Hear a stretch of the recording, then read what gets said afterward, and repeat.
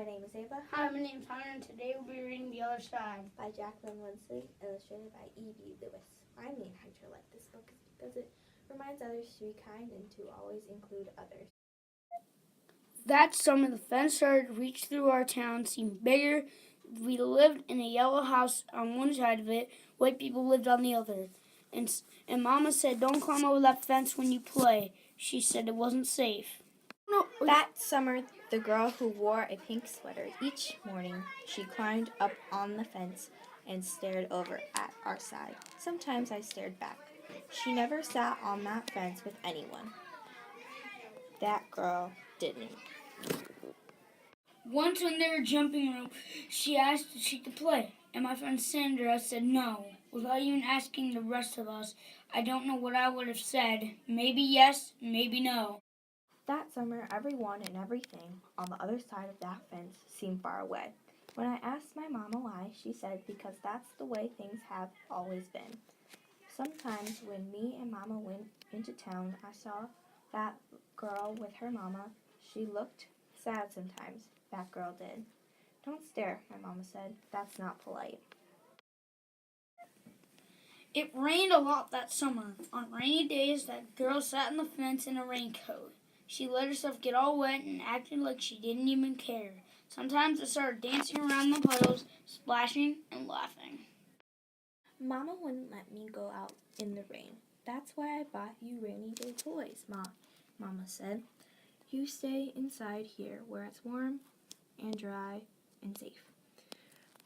But every time it rained, I looked for that girl, and I always found her somewhere near that fence. Someplace in the middle of the summer, the rain stopped. When I walked outside, the grass was damp. I stood in the sun, already high up in the sky. I stood there with my hands up in the air. I felt brave that day, and I felt free. I got close to that fence, and that girl asked me my name. Clover, I said. My name's Annie, she said. Annie Paul. I live over yonder, she said. By where you see the laundry, that's my blouse hanging on the line. She smiled then. She had a pretty smile.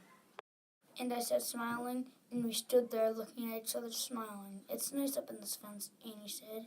You can see all over. I ran my hand along the fence. I reached up and touched the top of it. A fence is like this way made for sitting on, Annie said. She looked at me sideways.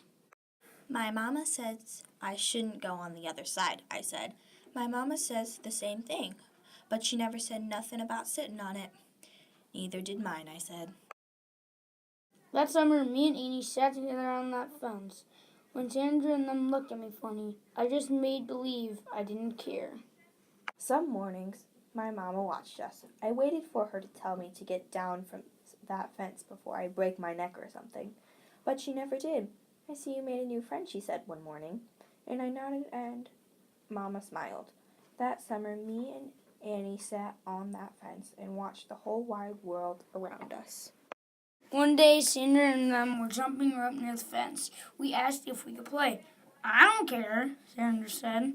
And we jumped. Sandra and me were partners, like the way we used to be. When we were too tired to jump anymore, we sat on that fence, all of us in a long line. Someday, somebody's going to come along and knock this old fence down, Annie said.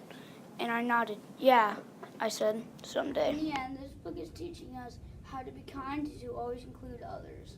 Thank you for watching.